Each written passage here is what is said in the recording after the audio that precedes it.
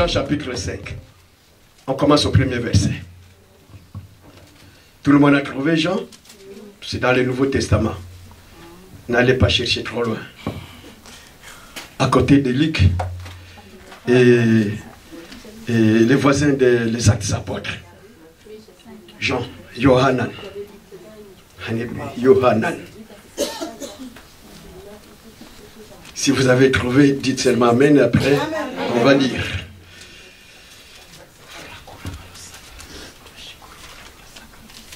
Jean, voilà. Jean chapitre 5, Yohanan. Tout le monde a trouvé? On commence au premier verset. Après cela, il y eut une fête des Juifs et Jésus monta à Jérusalem. Or, à Jérusalem, près de la porte des brebis, il y a une piscine qui s'appelle, en hébreu, Bethesda. Et qui a 5 portiques. Sous ces portiques étaient couchés un grand nombre de malades, des aveugles, des boiteux, des paralytiques, qui attendaient les mouvements de l'eau, car un ange descendait de temps en temps dans la piscine et agitait l'eau. Et celui qui descendait le premier, après que l'eau avait été agitée, était guéri, quelle que soit sa maladie. Là se trouvait un homme malade depuis 38 ans, Jésus, l'ayant vu coucher, et sachant qu'il était malade depuis longtemps, lui dit, veux-tu être guéri? Le malade lui répondit, Seigneur, je n'ai personne pour me jeter dans l'eau, dans la piscine. Quand l'eau est agitée, je n'ai personne. On ne met pas beaucoup d'assurance sur les personnes. Parce que Dieu apparaît toujours. Amen. C'est lui qui apparaît toujours. Il dit, pendant que l'eau est agitée, et pendant que j'y vais, un autre descend avant moi. Lève-toi, lui dit Jésus. Prends ton lit et marche. Ah, tout est fermé célestin. Aussitôt, cet homme fut guéri, il prit son lit et il marcha. Ah, le verset suivant. C'était un jour de sabbat, un jour de repos.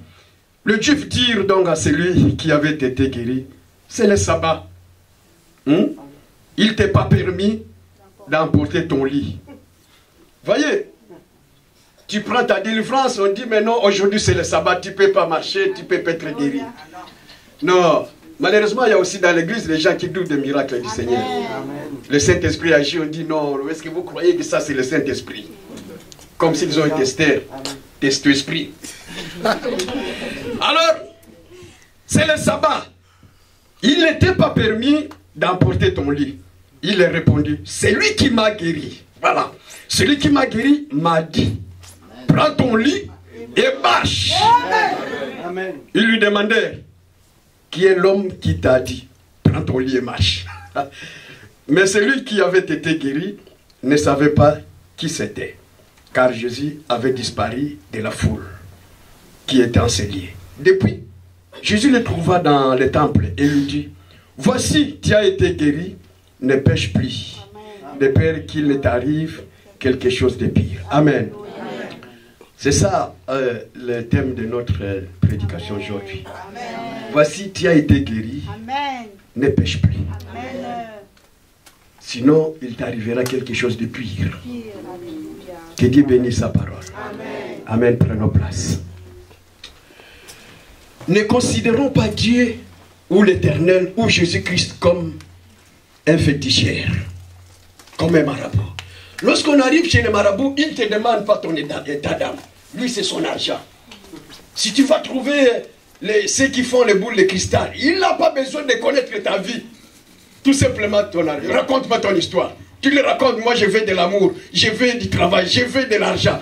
Après, il fait les gris-gris, après il te donne. Lui-même n'a pas d'argent. Lui-même n'est même pas marié. Lui-même n'a pas de ceci. Lui-même n'a pas des enfants. Mais les gens vont quand même le voir. Dieu n'est pas de ces gens-là. L'Éternel qui nous a créés n'est pas de cette façon-là. Avant de guérir quelqu'un, je ne le limite pas. Il sait ce qu'il fait. Amen. Amen. Il sait ce qu'il fait. Il peut dévancer ou il peut venir après.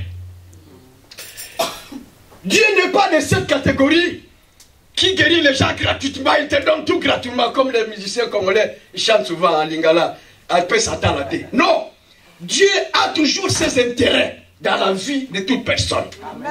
S'il n'y a pas d'intérêt, il ne te sauve pas, il ne te guérit pas. Sinon, il guérirait tout le monde sur la terre. Parce que tout le monde vient de lui. Personne ne sort de l'enfer. Tout le monde vient de lui.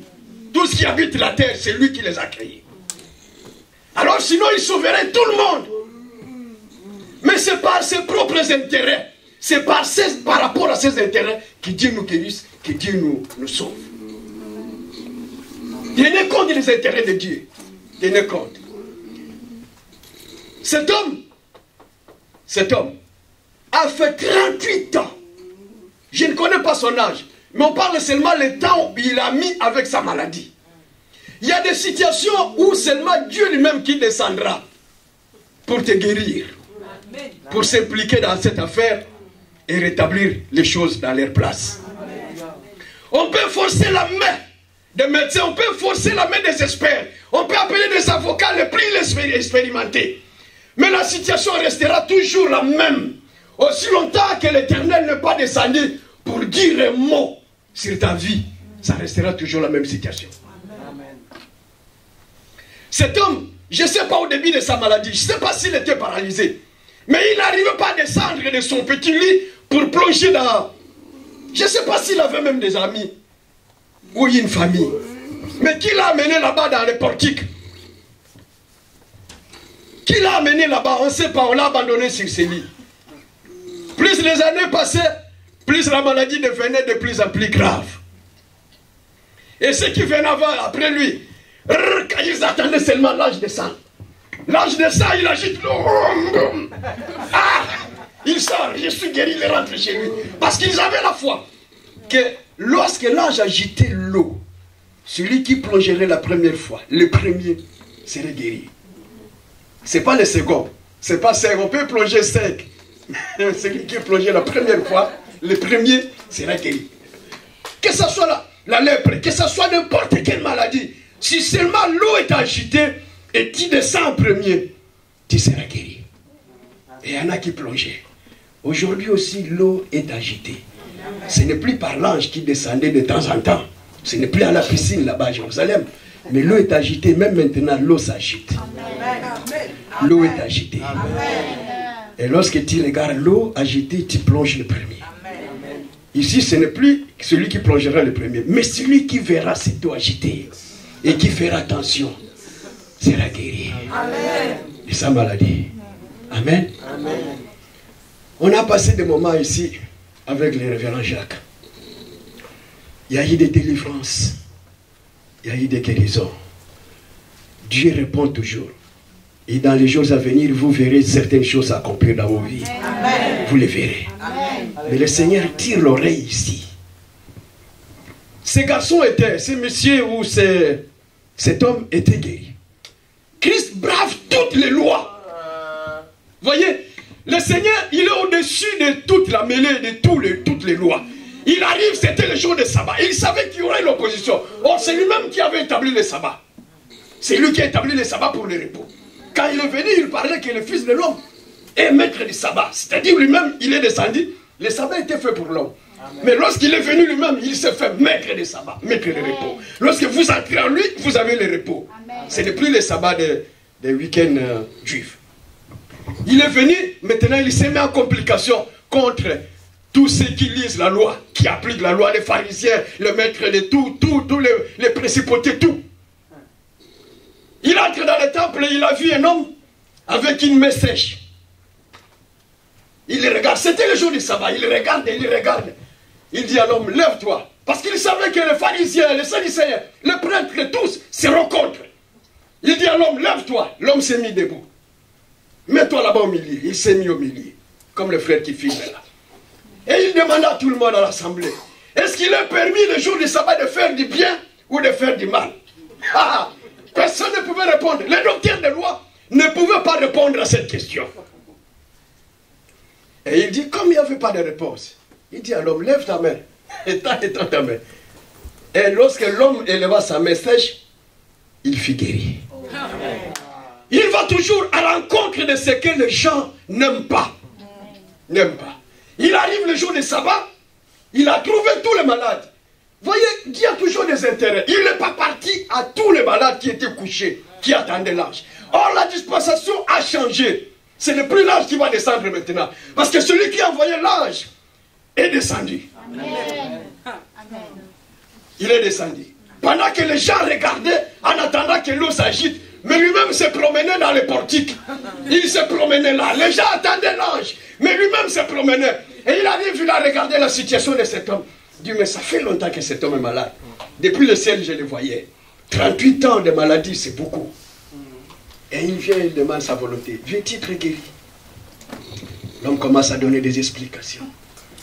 Je n'ai personne, Seigneur. Lorsque l'ange vient agite, mais est-ce que tu veux être guéri aujourd'hui?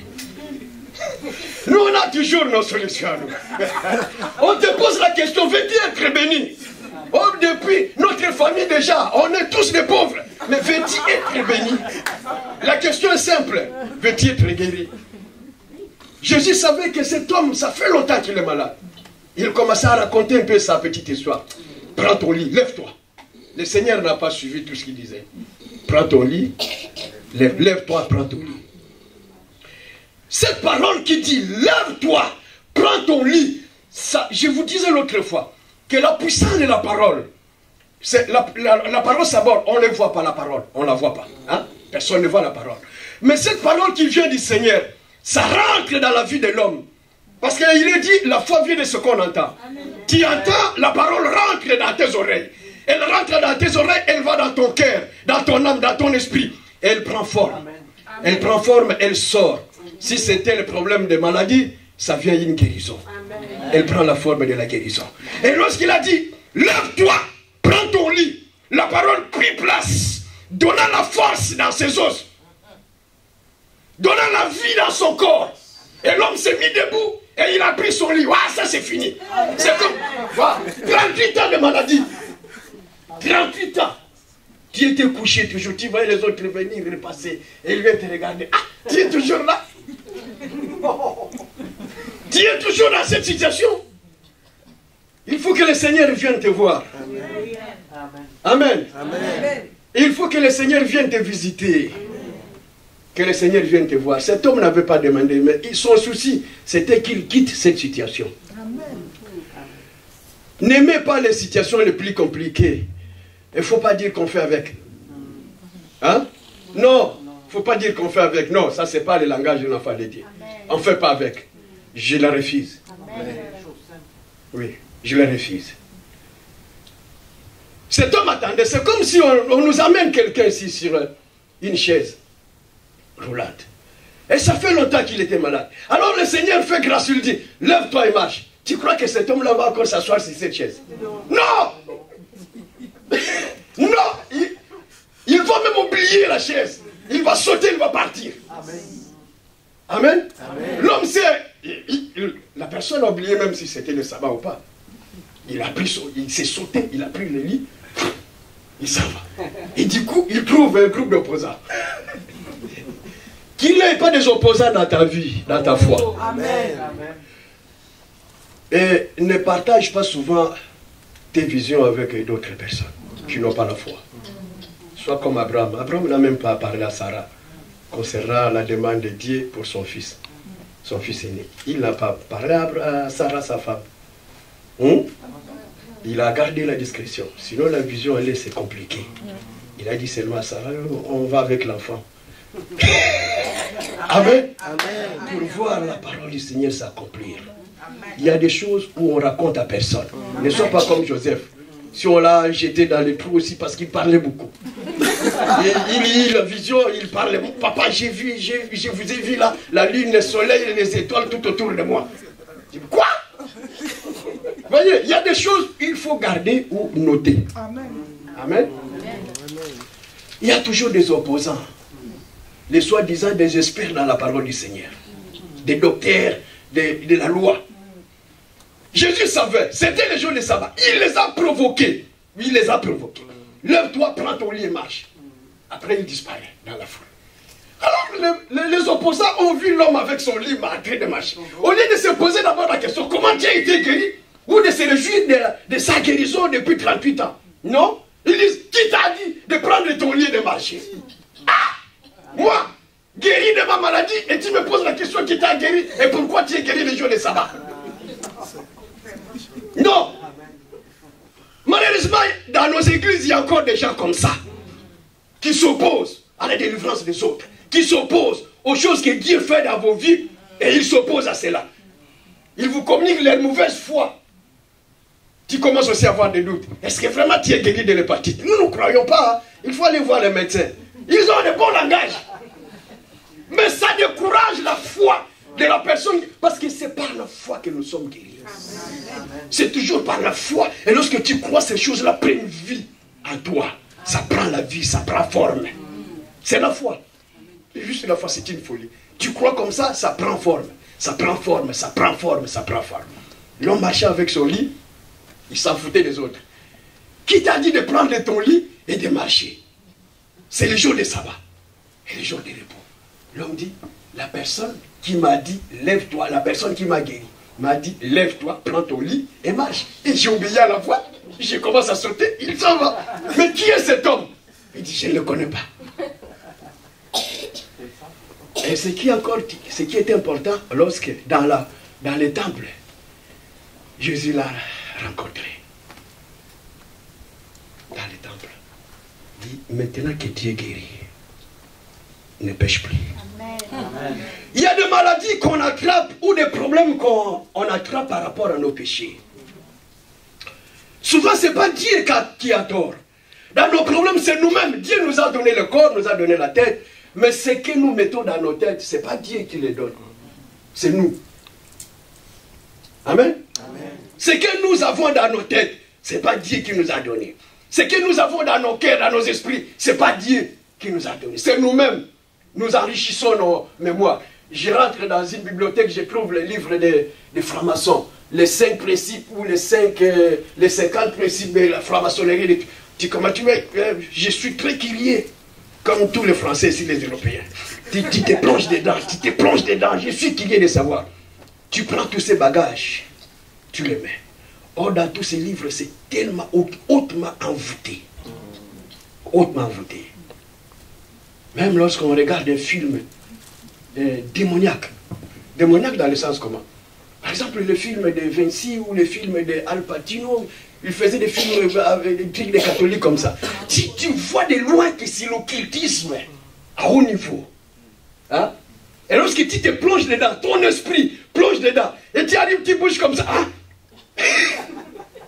Tu es connecté avec la télé, avec l'esprit du film. On te dit même, l'enfant, papa, rien, hein? Pardon, qu'est-ce que tu disais? Pourquoi? Parce que ton esprit est allé même dans le film. Et c'est comme ça, on est aussi envoûté facilement. Hein? Oui, même dans la lecture des livres démoniaques, occultes, tu t'envoûtes. Ce n'est pas la curiosité. Tu es envoûté en lisant comme ça. Une fois, je suis entré au FNAC, j'ai vu un livre, je m'intéressais à ça, écrit les sortes de religions ou sources de religions comme ça. Je l'ai acheté. C'était un peu cher, je l'ai acheté. Wow. J'ai dit, bon, je vais apprendre quand même quelque chose. Je l'amène chez moi, les problèmes commencent. J'essaie de l'ouvrir, les problèmes commencent. J'ai senti que non, ça ne va plus. Qu'est-ce qui se passe? Après, l'esprit m'a dit, c'est le livre que tu as acheté. Je dis, mais j'ai acheté. Où? Je dis, non, je dois me séparer avec ces livres. Je ne l'ai plus. Je partais au travail, je l'ai jeté dans une poubelle. Malgré l'argent que j'avais dépensé. Et c'était fini. C'est comme les cassettes. Oui, c'est comme les cassettes. Comme les cassettes. Voilà les sources ou les portes qui s'ouvrent pour nos problèmes, pour nos maladies. C'est pourquoi le Seigneur, sachant que cet homme avait trop longtemps duré avec sa maladie, dans sa miséricorde, il le sent, il le guérit. Mais à la fin, lorsque l'homme se réjouissait de sa guérison dans le temple, le Seigneur lui rencontre. Ne pêche plus, sinon ta situation deviendra encore pire. Tu as été délivré. Tu Tu as été guéri de ta maladie. Amen. Ne pêche plus. Ne reparte plus là où tu étais autrefois. Amen. Ne reparte plus. Ne reparte plus. Les démons attendent. Il y avait une sœur qui servait dans la boîte de nuit, qui travaillait dans la boîte de nuit. Une fois, elle a été sauvée. L'évangile lui a été apporté. Elle a été guérie, sauvée. Ouais, elle continue sa marche avec le Seigneur. Un jour, elle eut le désir de passer à côté de la boîte de nuit où elle travaillait.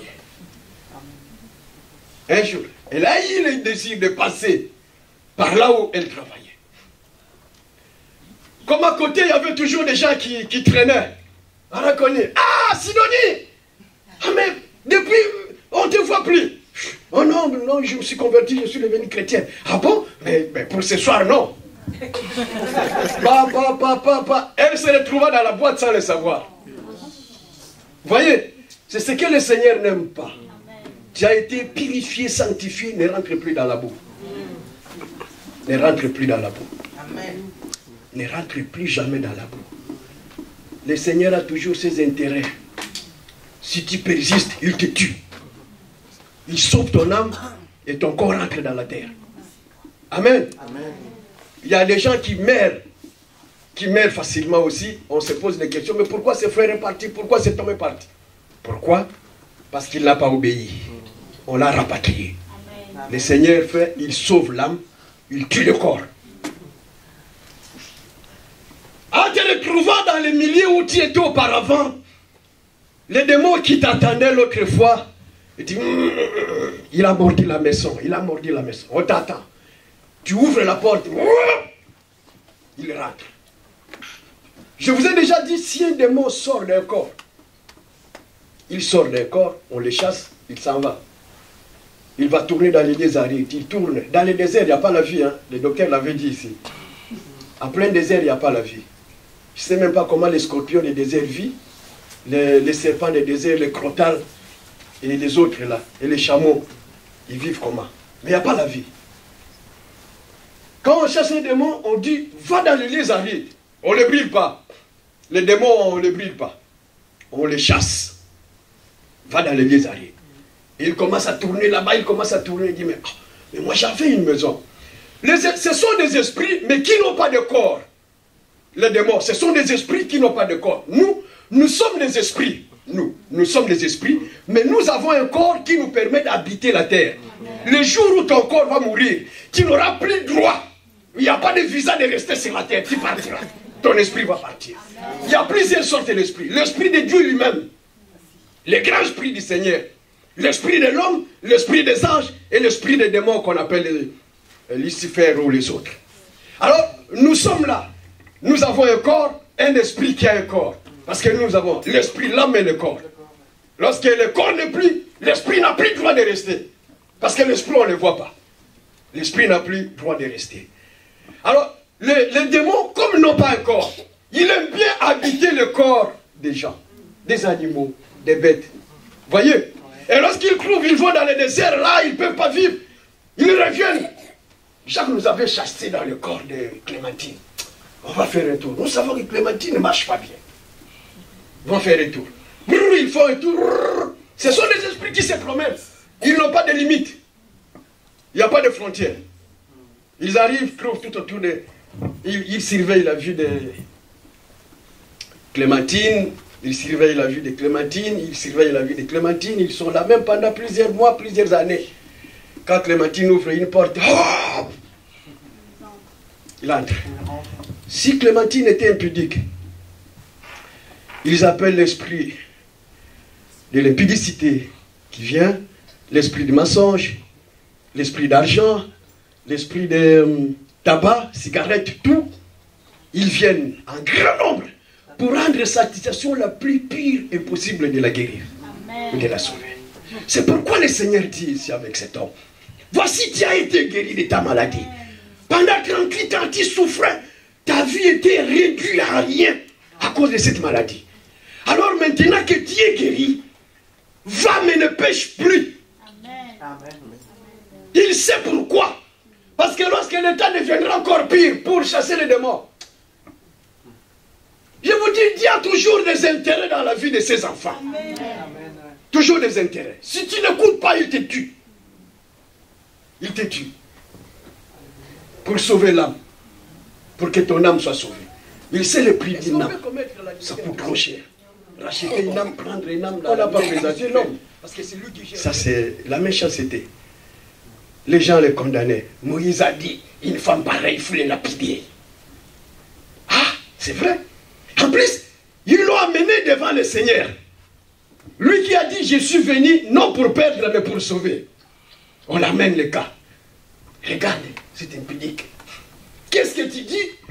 Moïse. C'est pourquoi j'ai dit, ils nous ont donné un nom plus qu'un autre nom. La loi de Moïse a condamné plusieurs personnes. Mais le nom de Christ sauve la multitude. Amen. Moïse a dit, des femmes pareilles, il faut les lapider avec des... Ne la touchez même pas. Prenez des cailloux, lapidez-la. Et toi, tu dis quoi? Toi qui sais dit être fils de Dieu. Il ne s'occupait même pas. Il écrivait. Je ne sais pas ce qu'il écrivait. Et à la fin, il lança un mot qui toucha les cœurs de tous. Il dit, parmi vous, celui qui n'a pas encore péché. Il jette la première pierre sur cette femme qui a péché. Ah, la conscience commence à travailler. C'est pourquoi des fois ne condamnez personne. Hein. Ne nous condamnons pas.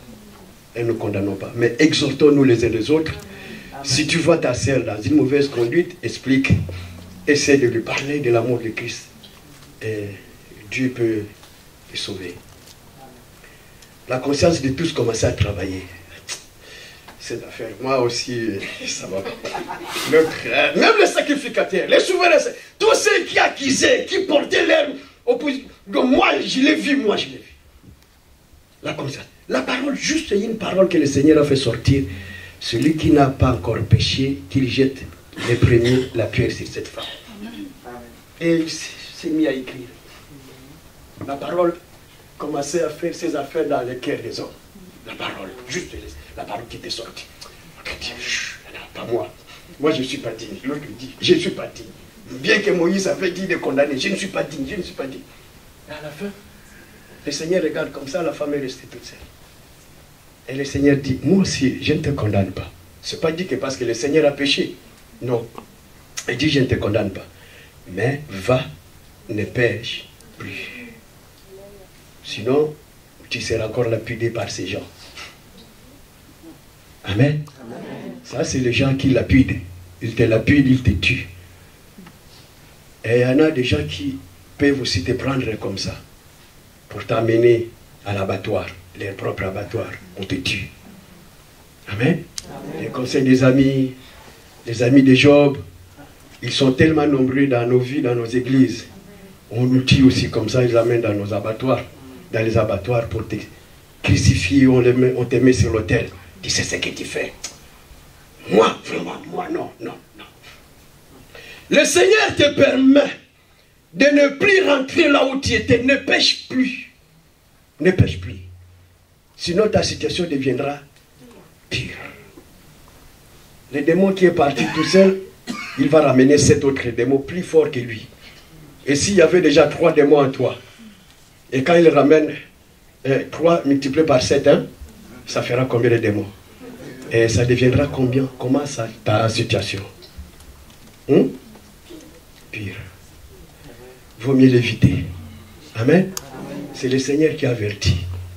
La guérison, c'est Dieu qui donne. Mais allez pas provoquer des pics pour qu'on cherche la guérison. Ne rentrez pas dans des maisons où on ne peut pas entrer. Pour que quand tu vas sortir, tu étais bien, mais tu sors KO. Comme un groupe de... Je ne sais plus ça, juste encore. De Luambo Makiadi.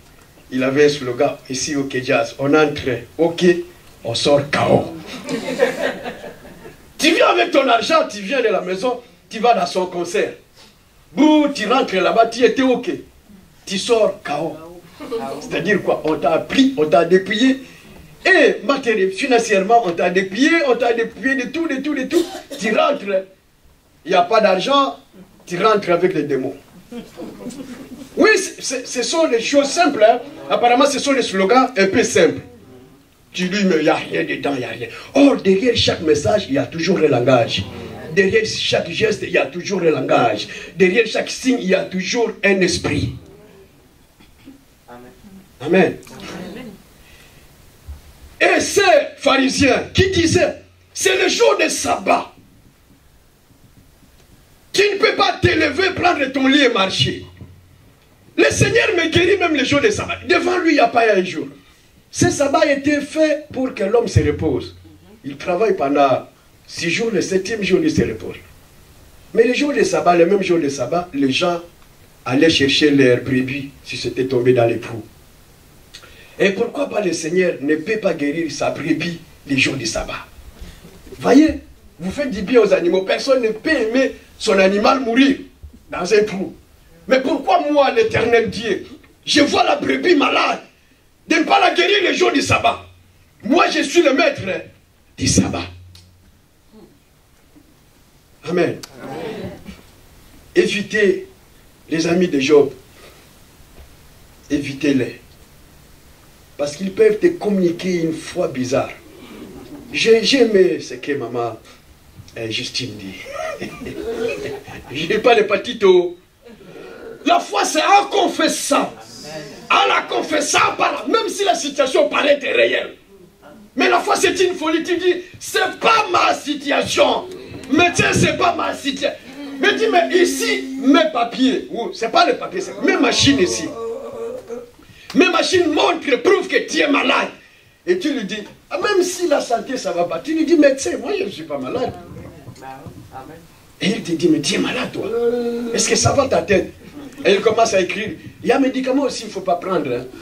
C'est pas parce que le docteur a tout écrit, tu vas tout acheter. C'est vrai. Hein? Il y a des occultistes. La plupart des médecins, des occultistes. Il te prescrit des maladies comme ça, s'il t'a vu l'esprit faible, il te prescrit des maladies, des médicaments quand tu les prends. Il t'envoûte même dans ces médicaments. Encore plus affaibli. Oui, ta maladie devient de plus en plus dure. Et ça, c'est compliqué. Amen. Amen. Mais l'homme de foi, Christian, tu entends? Il faut avoir la foi. Tu joues au foot, ne copie pas les autres, mais il a foi en ce que tu as. Amen. Amen. Crois seulement ce que tu as, ce que tu es capable de faire. Même à l'école, crois en ce que tu as, l'intelligence que tu as. Ah, Yahoo, l'intelligence que tu as. Crois en cela, tu crois. Le professeur dit, tu ne travailles pas bien. Oui, je vais travailler très très bien. Amen. C'est cette foi qui fait la folie. C'est cette foi qui fait qu'on puisse gagner des combats et des combats. Amen. Parce que sans la foi, tu ne peux pas combattre. Tu ne peux pas combattre. Les esprits, les démons, ce sont des esprits géants qu'on ne peut pas voir. Si le Seigneur t'ouvre les yeux pour voir les démons, tu ne viendras plus à l'église. Ah, tu ne viendras plus. Un jour, le prophète Élie plutôt, il était à la montagne. On en parlera un jour, si Dieu le permet. Il était sur la montagne. Il révélait les secrets des Syriens. Tous les secrets des Syriens. Tout ce que les rois de la Syrie faisaient contre Israël. Tous les plans, il les révélait. Il va chez le roi Israël de Jérusalem, Israël, Samarie. Il dit, voilà, ne descendez pas par là parce que le roi de la Syrie va descendre, il a envoyé son armée là. Et tous les secrets étaient révélés. Alors, le roi s'est mis à dire, mais dites-nous, il a appelé tous ces gars, dites-moi, qui entre nous roule pour le roi d'Israël? Quelqu'un s'est mis là, il a levé la main. Oh roi, vis éternellement. Ce n'est pas qu'au milieu de nous, il y a des gens qui vont parler au roi d'Israël. Mais ils ont quelqu'un qui a un esprit supérieur. Amen. Amen. Amen. Qui a un esprit supérieur, qui sont même tout ce que tu fais dans ta chambre. Et le roi envoya une armée pour aller dire au roi. Il habite où à la montagne. Il a envoyé son armée contourner toute la montagne là où était la maison d'Élie. Son serviteur sort. Il voit l'armée des chars et tout. Il crie, il rentre et dit, maître, mais qu'est-ce qu'on fera ici? On est entouré. Et Élie dit au Seigneur, ouvre les yeux de cet homme pour qu'il voie l'armée qui nous entoure. Amen. Amen. Et quand il a ouvert ses yeux, son serviteur ravi. Waouh! Malgré l'armée syrienne, il a vu toute une armée. Et dit, oh là là là, c'est ce que nous sommes. Amen. Nous sommes tous environnés par la nuée. La gloire de Dieu nous accompagne. Amen. Restez enfants de Dieu. Si vous n'êtes pas encore enfant de Dieu, redevenez enfant de Dieu. Amen. Amen. Acceptez Jésus-Christ comme votre Seigneur et Sauveur. Nous, on ne voit pas. On ne voit pas ce qui se passe au milieu de nous. Mais nous sommes bien surveillés, entourés par la gloire de Dieu. Dieu ne peut pas laisser un prince, une princesse marcher tout seul dans la rue. Il a dit, je vous laisse au milieu des loups, mais comme les agneaux. Hein? Vous avez déjà vu un berger qui laisse les agneaux au milieu des loups? Non, non. Parce que les loups vont égorger les agneaux petit à petit. Mais le Seigneur nous dit, je vous ai laissé comme les agneaux au milieu des loups. Parce qu'il sait que personne ne va toucher à son agneau. Personne. Personne ne va toucher à sa brebis. Personne. Personne. Nous sommes environnés de gloire. Nous sommes environnés des anges qui travaillent pour ton salut. Qui te sauvent. Qui te prend. Même s'il y a un danger qui arrive, il te prend juste comme ça. Une seconde, tu es à côté et la voiture passe. Il travaille pour nous. Amen. Amen. Dieu, votre Père, les envoie pour nous, pour te surveiller. Amen. Ne convoite rien des choses de ce monde. Le Seigneur t'a sauvé là-bas pour que tu deviennes une autre personne. Tu t'habitues au langage du ciel. Tu t'habitues au royaume, aux choses du royaume des cieux, et non aux choses du royaume des ténèbres. Ici, je vous parlais de Johnny. Johnny a marqué son temps avec son roc. Je ne le prêche pas. Mais c'est juste, je prends un exemple. Il a marqué son temps avec son roc. C'est un apôtre, c'est un évangéliste, c'est un prophète. Mais travaillant pour Lucifer. Comme fit l'autre, Michael Jackson. Et les autres, ils sont encore très nombreux, les Madonna. Ils ont fait. Ils ont les adeptes. Ils ont amené plusieurs personnes en enfer. Toi, fais le contraire. Amen. Fais le contraire. La grâce de Dieu qui t'accompagne, la puissance de Dieu qui est avec toi, ramène déjà ceux qui sont traînés à la mort. Prends-les, amène-les au salut. Amen. Et l'éternité nous dira. Amen. L'éternité nous parlera. Ceux qui sont contre toi, ceux qui s'opposent à ton salut, à ton épanouissement, à tout ce que Dieu a mis sur toi pour que tu t'épanouisses, je m'oppose à eux. Dans le nom de Jésus-Christ. Refuse ce genre de situation où on t'impose une situation que tu ne veux pas. Ne l'accepte pas. Tu es une fille du roi, tu es un prince, tu es une princesse. N'accepte pas ce genre de situation. Mon Père est vivant, mon Père est glorieux. Moi aussi je dois être vivant, glorieux, partout où je vais marcher. J'ai la foi que mon Père viendra. J'ai la foi qu'il me soutiendra. J'ai la foi qu'il me soutient tous les jours de ma vie. Amen. Le Seigneur ne t'abandonne pas. Lève tes yeux vers les montagnes. Lève tes yeux vers les montagnes. Lève tes yeux. Mets ta confiance à l'Éternel ton Dieu, qui a créé le ciel, la terre, la mer et tout ce qui existe. Qui a placé l'intelligence dans vos cœurs. Qui a placé toutes sortes de richesses dans ce monde. Lui, il le fera encore mieux que lorsque tu t'attaches aux hommes. Lorsqu'on fait confiance aux hommes. C'est vrai, entre nous, on peut céder. Mais ne place pas ta confiance, ne t'appuie pas sur l'homme. Parce que lui aussi, il a besoin de Dieu. Amen. Amen. Amen. On s'appuie sur une chaise, et un jour ça va s'écraser. Tu t'appuies parce que le poids, il y en a trop. Et ça s'écrase. L'homme aussi a besoin. Même celui qui est plus riche, il y a toujours quelque chose qui manque dans sa vie. Nous, on convoite toujours des biens matériels et financiers. Mais non, appuie-toi à l'Éternel Dieu Tout-Puissant qui peut te donner et les cieux et la terre. C'est ce qu'il fait pour ses enfants. Il te donne et le ciel. Il te donne aussi la terre. Mais Satan ne peut pas donner les choses du ciel. Non, il donne seulement les choses de la terre. Les puissances qui traînent ici sur la terre. Dieu te donne les choses d'en haut pour dominer les choses d'en bas. Amen. Sois un enfant de Dieu, rempli du Saint-Esprit, rempli de vie. Et surtout, ne pêche pas. Ne pêche pas volontairement.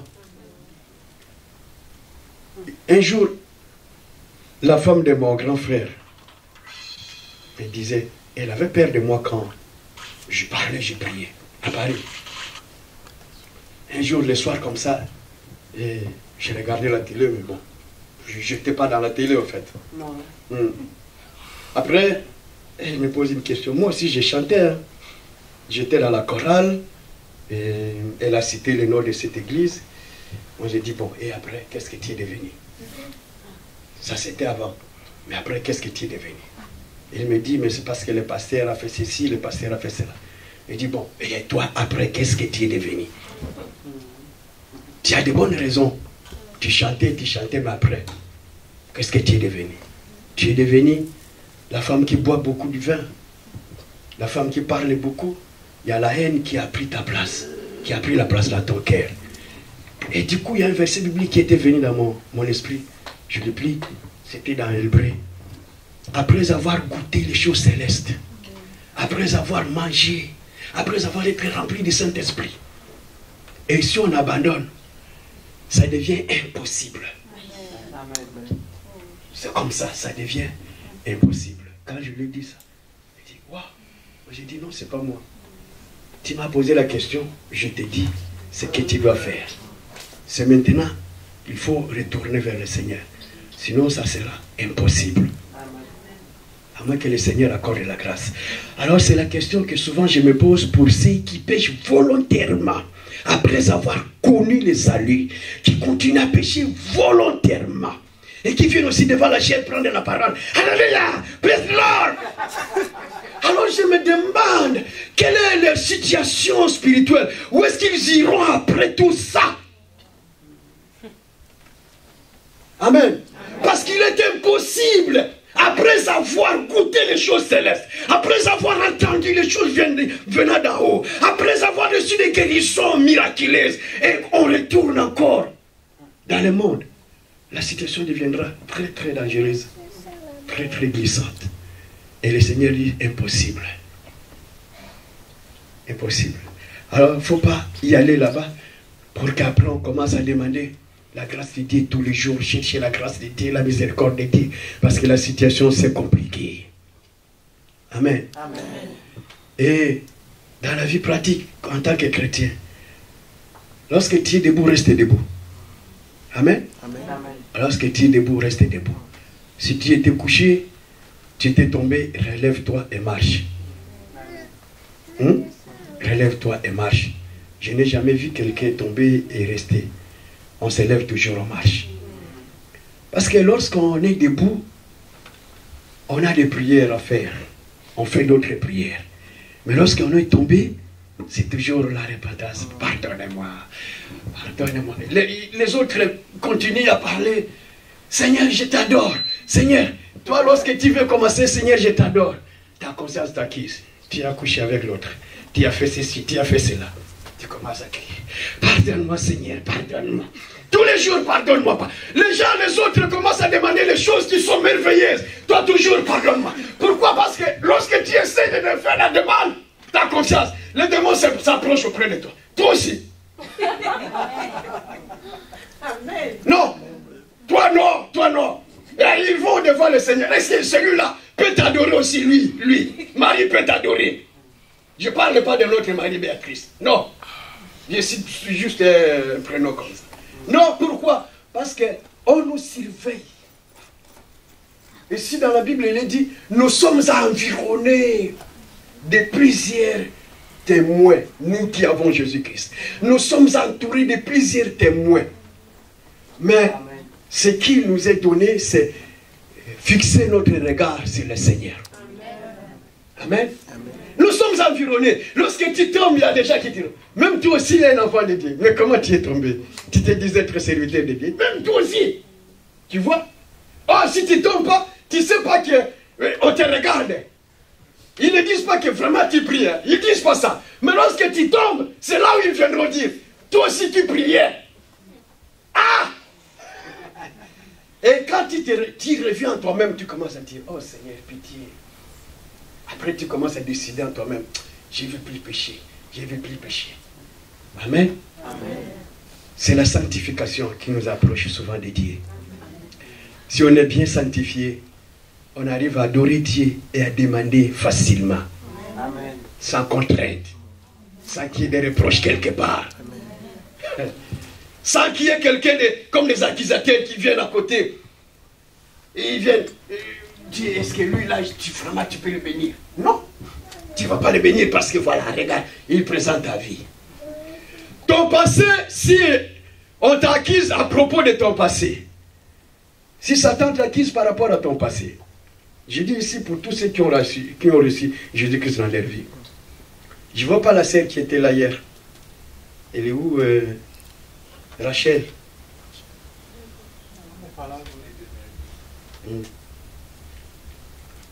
Je dis pour tous ceux qui ont reçu Jésus-Christ, ton passé est plongé dans le sang de Jésus-Christ. Amen. Si on te rappelle encore de ton passé, dis, mon passé est plongé dans le sang de Jésus. Amen. Mais mon présent ou mon avenir, c'est dans les mains du Seigneur Jésus-Christ. On continue comme ça à t'imposer, à t'importuner pour ton passé. Dis Satan, ton avenir, moi je le sais. Mais mon passé, c'est dans le sang de Jésus-Christ. Amen. Amen. Amen. Alléluia. C'est dans le sang de Jésus que nos passés a été plongé, lavé, purifié. Et maintenant, on est né de nouveau. On marche en nouveauté de vie. C'est le futur qui nous intéresse maintenant. Parce qu'on a trouvé une bonne destination. Le ciel. Mais Lucifer connaît depuis lors, depuis le jardin, depuis qu'il a été jeté, parachuté au ciel là-bas. Il est parti tourmenter Ève.